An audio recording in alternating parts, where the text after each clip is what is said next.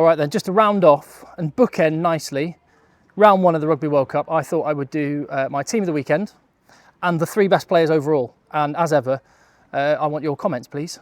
And not just on what state I look. Your comments on the players. Who would your 15 of the week be? Do you agree with mine? Any you disagree with? And the best 3 players as well should throw up some conversation. I love reading the comments. You should be able to see I get stuck in whenever I get the chance and bounce some ideas around. And actually, loads of great ideas for videos come from the comments. In fact, there was one comment. I'll get the name and mention it on another video. But they said, "Are you actually going to go and just go to a rugby game as a fan, Tim?" And it really got me thinking. Maybe I should. Maybe I should just do it where I'll find a game to go to where I'm not actually working. And yeah, I'll get back to you on that. But team of the week. Firstly, sorry. So I've arrived in Nice. I feel so much better now. It's very hot, but that's not why I'm sweaty. I'm in the middle of an industrial park. Not quite as glamorous as the stuff I've been showing you on video so far, but that's because I've just come to do a CrossFit class. I haven't really done any exercise. A bit of walking. But I haven't really done any exercise. I feel so much better after that. I'm just going to sneak in. It's a really cool place, actually. So, did a workout. Squat cleans and thrusters, if you're interested. But anyway, enough of that.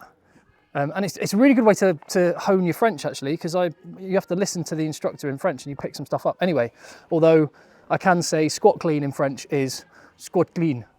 Anyway, team of the week. Number 1, lucid prop, Andrew Porter. It's easy to sort of think, oh, well, he was only playing Romania. Can't give him man of the match. I thought he was excellent. I thought Angus Bell was really good. I thought Raider Wardy for France was excellent. But Andrew Porter was a beast. So he's my lucid prop. Hooker. Thought about Jamie George, thought about Malcolm Marks, but I'm going to give it to Escobar, the young hooker from Chile. There you go, got Chilean colours there, blue and red, in honour of him. I thought he was excellent. He's only 23, so he's a key part of what is a fast improving, Chile team. Tight head prop, Taniela Tupou. He was explosive as ever. And yeah, there was that moment where he owned up to the referee and just a great bit of sportsmanship. So if there was other people that were contenders, that just tips it in Tupou's favour. Second row, Will Rowlands of Wales. 4 turnovers, 27 tackles, defensive animal, and played a big part in them sneaking through. A lot's been made about the officiating, but there were some really good Welsh performances out there as well, and Will Rowlands was definitely one of them. Other second row, Franco Mostert was a beast. He wasn't the only South African in the pack that was a menace and just ruined Scotland's breakdown. And any chance of getting quick ball, he was massive. Really enjoyed watching him. And, you know, I've got to hold my hands up and say I didn't put him in my top 10 in the locks, in the player power rankings before the World Cup. I'm revising that choice right now. I'll be doing that after the World Cup, by the way, once we've seen all the games. Into the back row. And, well, firstly, I'm going to put Gregory Aldrit in at number 8 because he was just immense. There's nothing more to say. He was immense. So good. So he was the standout number 8. On the flanks, it's a bit trickier because there's Courtney Lawes was brilliant for England. There was Sia Khaleesi was incredible. Peter Steph Totoy's got to go in though. Again, much like Franco Mostert, he just smashed everything that moved and just bullied Scotland's breakdown. Just killed them off. So there you go. Second South African in the pack is Peter Steph Totoy, who is looking back to his best, isn't he? He looked off the pace, start of the Rugby Championship, coming off his rugby in Japan, but he looks the boy right now. So got one spot in the back row, and basically Sia Khaleesi or Courtney Lawes. Do you know what? They were both brilliant, both fantastic captains, both different, and really Peter Steph Totoy and Courtney Lawes both play blindside flanker, but I'm going to leave Peter Steph Totoy in the 7 jersey and put Courtney Lawes in because they lost to Tom Curry in the back row, and so Courtney Lawes and Ben Earl had to do the work of 3 players, and I just thought Courtney Lawes was absolutely immense. And bearing in mind how bad England have been, that as captain, that was huge. So Courtney Lawes rounds off the pack. Into the back line then. And if we'd have said before the tournament, who do you think Tim will be picking as his scrum half of round 1? We probably would have guessed Antoine Dupont, but the thing is, and it is Antoine Dupont, the thing is it's not for the things we normally associate with Antoine Dupont, because New Zealand did a really good job at shutting him down. However, what was very impressive and what I enjoyed about watching Antoine Dupont is he kind of flipped into, okay, well, I'm not really able to do all the stuff that I sometimes do, that only I can do. So I'm just going to be a really good, solid scrum half. And he had a really good, accurate pass. He made good, solid decisions, and his box kicking was brilliant.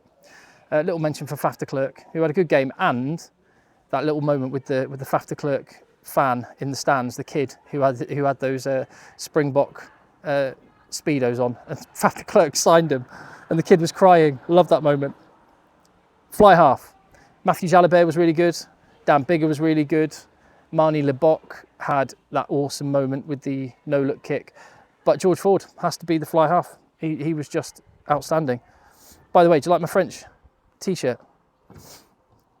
I picked it up on have you heard of the app called Vinted?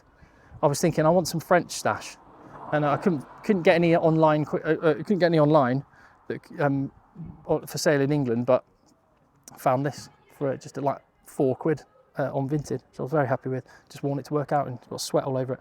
Anyway, centres. Bundiaki, definitely the best inside centre of the weekend. Physically impressive, and looks like he may have made that jersey his own for the big island games. I mean, which I wouldn't have guessed. You would have assumed Robbie Henshaw would be there, and he still may, to be fair. Outside centre, the Fijian captain, Naila Thevu, is just immense. Jordi Pataya was very good for Australia. Just give him mention as well. But Naila Thevu, he does things other players can't. And I think I had him like number 5 on my player power rankings before the World Cup. He's looking like the best outside centre in the world right now. So we'll see how he goes. A massive game for him against Australia. And him versus Jordi Pataya should be a really good matchup. Onto the wings then. And Damien Penaud, he is just, there you go. Damien Penaud, Frenchman. He is just the right time, right place kind of winger, makes good decisions and just has world-class moments. And he was right place, right time again. Brilliant. Although, I mean, the try was really made by Matthew Jalabert. I'd like to think I could have finished that try that Damien Penaud scored, but he was very, very good. Just good decisions and helped France win that aerial battle. Shout for Lewis Rees-Summit, Kurtley, Aronsa. Bye-bye. Au revoir. Demain? Non, jeudi. Oh, where? And Cheslin Colby was just amazing again. But I'm going to go for Marky Mark. And I could not pick Marky Mark, just so I didn't have to say his name, but here we go. Mark Nwanganitawase. Mark Nwanganitawase. He's such a fun player. He just makes things happen, and I really enjoy watching him play. And finally, to round off the 15, Ben Donaldson. Was it 25 points? I was a bit curious about his selection by Eddie Jones, but Eddie Jones knows things clearly because he was brilliant for Australia. And fair play, the experiment very much worked. And Australia looked like they might have filled that 15 jersey.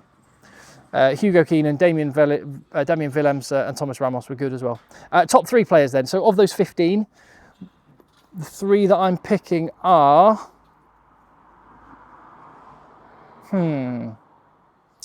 Okay. Number 3, Peter Steph du Toit. Just what a specimen. I'm just going to leave it at that. Number 2, Ben Donaldson. Real standout performance in a big game for Australia. They had to set the tone, and if he can replicate that against Fiji and they can come through, then they're almost home and hosed in the quarterfinals. Pretty much are. So that was big. Number 1, Gregory Aldrit. That's my number 1. Do you agree? Do you disagree? I just thought he was absolutely immense. Running hard in traffic, the soft skills. He is just a world-class number 8. And again, I on the number 8 player power rankings before the World Cup, I found it really hard to separate Caelan Doris, Gregory Aldrit and Ardie Savia. And Gregory Aldrit has just made a bit of a statement there. So there we go. There you go. I hope you enjoyed watching me sit in front of a load of pallets and some old chairs that look like they've come out of a school cafeteria. But so there you go. That's where I was. Au revoir. Demain? Oh yeah, where? Yeah, that's where they are. That's a nice bike as well. Liking that. Right, about that. Hey, forget that bike. It's all about the van. All about the van. Which I'm going to go and take back to where I'm staying. And oh well, I need my bag with my keys. Where have I left that? Anyway, leave your comments, hit subscribe, and see you in the next video. Yeah, nice one.